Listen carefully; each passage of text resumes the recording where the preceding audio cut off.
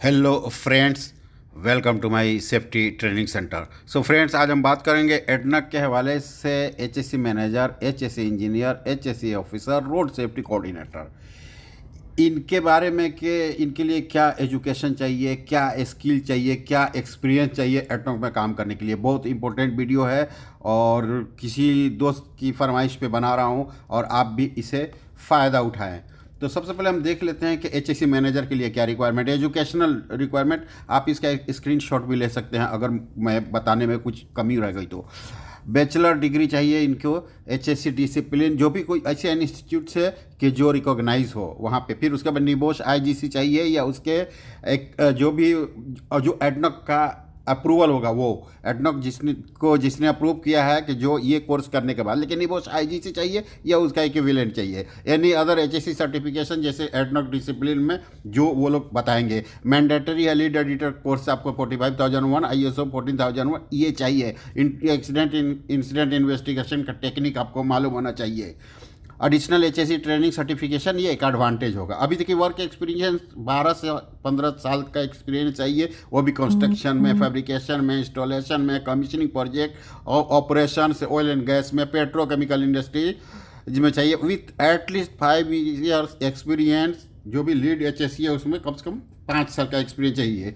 अब देखिए, HSC manager का आगे ये दिया है कि हैव स्ट्रॉन्ग कॉम्पिटेंसी में, स्ट्रॉन्ग एचएससी जो है वो अंडरस्टैंडिंग उसका स्ट्रॉन्ग हो, प्रैक्टिसर उसकी अच्छी हो, एपीसी में उसने काम किया हो, एचएससी प्रोफेशनल की जानकारी हो, कैसे कॉन्ट्रैक्ट करना है अपनी टीम से, कैसे लीड करना है, जैसे HSC engineer, senior HSC officer, HS officer जो भी बात करे तो लोगों को पूरी बात समझ में आए, ऐसा होना चाहिए। ब्रॉड नॉलेज होना चाहिए, एक्सपीरियंस होना चाहिए, ऑडिट प्रोसेस में कॉम्पिटेंसी होनी चाहिए, सेफ सिस्टम ऑफ वर्क में जैसे पीटीडब्ल्यू, डब्ल्यूएमएस, रिस्क असेसमेंट वगैरह में एबिलिटी होनी चाहिए कि HSC plan, emergency response procedure को हम कैसे इम्प्लीमेंट करेंगे साइट के ऊपर। तो ये चीज़ें चाहिए। आगे देखिए कि एडनॉक मिनिमम, अभी एजुकेशनल क्वालिफिकेशन, अब ये क्या है, इंजीनियर के लिए है। बैचलर डिग्री इनको भी चाहिए, डिप्लोमा इन इंजीनियरिंग, डिप्लोमा भी इनको चलेगा। बैचलर डिग्री ऐसी डिग्री चाहिए कि जो भी जो इंस्टीट्यूट रिकॉग्नाइज हो यूएई के अंदर, जो पहचान में हो, जिसको हम वेब से ढूंढे तो वो मिल जाए। मिनिमम ऑफ द फॉलोइंग जो टेक्निकल क्वालिफिकेशन देखिए कि निबोश आईजी चाहिए जैसे उनका था। एचएससी सर्टिफिकेट चाहिए जो एडनॉक के तरफ से जो अप्रूव ट्रेनिंग प्रोवाइडर्स है वहाँ से। और मैंडेटरी उनको क्या है कि lead editor ISO 45,001, ISO 14,001, incident investigation technique मालूम होना चाहिए। वर्क एक्सपीरियंस में 8 से 10 साल का एक्सपीरियंस होना चाहिए construction, fabrication, installation, commissioning project के अंदर। आगे देखिए कि स्किल एंड कॉम्पिटेंस में क्या दिया है इनको कि अंडरस्टैंडिंग एचएससी इशू, जो स्ट्रॉन्ग अंडरस्टैंडिंग होना चाहिए, प्रैक्टिस होना चाहिए, बिहेवियरल एस्पेक्ट होना चाहिए ऑयल एंड गैस या ईपीसी बिजनेस वगैरह में। एचएससी ऐसे हम कैसे लीड करेंगे एचएससी ऑफिसर्स के साथ, एचएससी कोई दूसरा पर्सनल हो या हाइजीन ऑफिसर्स के साथ। जो हम बात करें तो जो हमारी बात हो लोगों तक पहुँचे, हमें जो भी बात निकले लेजिस्लेटिव के हवाले से बात निकले। हम एचएससी प्लान को, welfare plan, emergency response procedure को साइट पे कैसे इंप्लीमेंट कराएंगे। प्रैक्टिकल एक्सपीरियंस भी होना चाहिए कि एसएसडब्ल्यू, पीटीडब्ल्यू, ये सारी चीज़ों के बारे में ट्रेनिंग वगैरह, अवेयरनेस, ये सब चीज़ हमें मालूम होना चाहिए।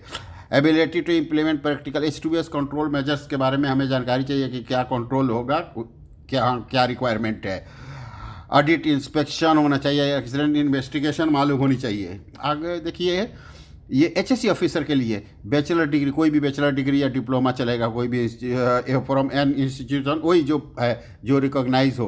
प्रोफेशनल टेक्निकल क्वालिफिकेशन उनकी क्या है कि निबोश आईजी से चाहिए और एचएससी सर्टिफिकेट जो एडनॉक अप्रूव ट्रेनिंग प्रोवाइडर्स है उनके पास से ट्रेनिंग सर्टिफिकेट्स वगैरह चाहिए। वर्क एक्सपीरियंस बहुत लेस है, 3 to 5 ईयर्स एक्सपीरियंस इन एचएससी इन any industry with at least 1 years experience in construction, fabrication, installation, commissioning project, operation, production in the oil and gas और petrochemical industry. So friends, HSC officer के लिए ये है। और मैंने बहुत अच्छी वीडियो इस पे बनाई हुई है, फुल सिर्फ एचएससी ऑफिसर का ही डिटेल्स मैंने दिया है। ये लेटेस्ट है इसलिए मैंने आपके साथ ये शेयर किया कि HSC manager, HSC engineer, HSC officer, road safety coordinator, इन सब के हवाले से मैंने बना दिया है। अभी यहाँ देखिए एचएससी पर इसका स्किल और कॉम्पिटेंसी क्या है, ability to conduct HSC orientation उसको मालूम होना चाहिए, इंडक्शन मालूम होना चाहिए, अवेयरनेस सेशन वर्कर्स के साथ उसको मालूम होना चाहिए, एचएससी प्लान को कैसे इंप्लीमेंट करेंगे जो उसकी समझ होनी चाहिए, वेलफेयर प्लान हो, इमरजेंसी रिस्पॉन्स प्रोसीजर या प्लान हो, साइट के ऊपर हमें कैसे इम्प्लीमेंट करना है, कैसे लोगों के साथ हमें उसको अवेयरनेस देना है, कैसे डिस्कस करना है, लोगों तक उस बात को कैसे पहुंचाना है जो ऐसे एचएससी प्रोसीजर है या वर्क इंस्ट्रक्शन है। प्रैक्टिस एक्सपीरियंस देखिए यहाँ SSOW safe system of work में PTW WMS रिस्क असेसमेंट की जानकारी इस बंदे को होनी चाहिए, प्रैक्टिकल S2S कंट्रोल मेजर्स मालूम होनी चाहिए, HSC इंस्पेक्शन कैसे करना है मालूम होना चाहिए, एक्सीडेंट का जो रिपोर्टिंग कैसे करना है और इन्वेस्टिगेशन प्रोसीजर उसको मालूम होनी चाहिए। तो ability to speak read write English, अच्छी इंग्लिश उसको पढ़ने आना चाहिए। अभी देखिए रोड सेफ्टी कोऑर्डिनेटर, इसके ऊपर बहुत मैंने स्पेशल वीडियो बनाया हुआ है, लेकिन थोड़ा कुछ यहाँ पे है कि एजुकेशनल क्वालिफिकेशन जो है कोई भी बैचलर डिग्री या डिप्लोमा, और उसके बाद से निबोस IGC, कोई भी HSC सर्टिफिकेट, IBMS सॉफ्टवेयर की नॉलेज होनी चाहिए, और ये ड्राइविंग लाइसेंस होनी चाहिए, HSC ट्रेनिंग सर्टिफिकेट वो एक एडवांटेज होगा। Minimum 2 to 4 years of experience in any industry, at least 1 year experience in managing the implementing road safety aspect and with a specific focus on IBMS data generation and report। IBMS के बारे में अच्छी जानकारी होनी चाहिए, rag report कैसे बनाते हैं, वायलेशन कितने सेकंड में काउंटिंग करते हैं, और जो हम रैग रिपोर्ट देखेंगे उसके अंदर क्या क्या देखते हैं। तो ये बहुत सारी चीज़ें हैं जो हम आपके साथ पहले भी डिस्कस कर चुके हैं। तो इसके अंदर आता है जैसे सीट बेल्ट बांधा है कि नहीं, डोर ओपन तो नहीं है, ओवर स्पीड तो नहीं किया, हार्श ब्रेकिंग तो नहीं किया, रोल ओवर बार जो है उसमें नहीं लगाया है, ये सारी चीज़ें हमें मालूम होनी चाहिए। फिजिकल भी देखना है और इम्प्लीमेंट करके हमें देखना है कि ये चीज़ अवेलेबल है कि नहीं। स्किल एंड कॉम्पिटेंसी देखिए, ability to conduct HSC transport safety orientation induction उसको मालूम होना चाहिए, HSC अवेयरनेस सेशन वर्कर के साथ उसको मालूम होना चाहिए, जर्नी मैनेजमेंट प्लान कैसे इंप्लीमेंट करना है अंडरस्टैंड भी होनी चाहिए, इंप्लीमेंट भी मालूम होनी चाहिए, S2S एंड ब्रीथिंग apparatus कहाँ ज़रूरत है इस चीज़ को मालूम होनी चाहिए, एबिलिटी टू अंडर जो transport safety road safety risk assessment है ये चीज़ें उसे मालूम होनी चाहिए, व्हीकल इंस्पेक्शन ये चीज़ें उससे मालूम होनी चाहिए कि किस तरह से इंस्पेक्शन करेंगे जो वैसे हमने अभी बताया था। और ये भी है कि ट्रांसपोर्ट का इमरजेंसी रिस्पांस प्लान प्रोसीजर कैसे इंप्लीमेंट करेंगे, IBMS के बारे में फुल जानकारी चाहिए। देखिए मैंने इसे हाईलाइट कर दिया है यहाँ पे। नोट, आपको ये देखना है कि लीड रोड सेफ्टी कोऑर्डिनेटर जो है उसके पास कम से कम 5 साल का एक्सपीरियंस चाहिए जो रोड ट्रांसपोर्ट सेफ्टी को मैनेज कर सके। और उसके अलावा जो रिक्वायरमेंट क्राइटेरिया है ये 6.18 HSC ऑर्गेनाइजेशन जो बुक है उसके अंदर ये डिटेल्स है, लेकिन मिनिमम इतना रिक्वायरमेंट है। और एजुकेशनल इसका भी एजुकेशन बैचलर्स डिग्री है लीड रोड सेफ्टी कोऑर्डिनेटर के लिए।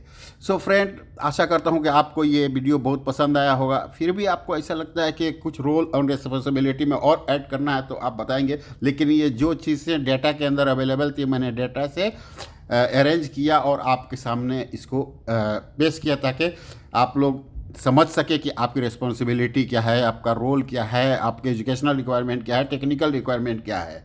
सो फ्रेंड्स, आप लोग लाइक करें, शेयर करें और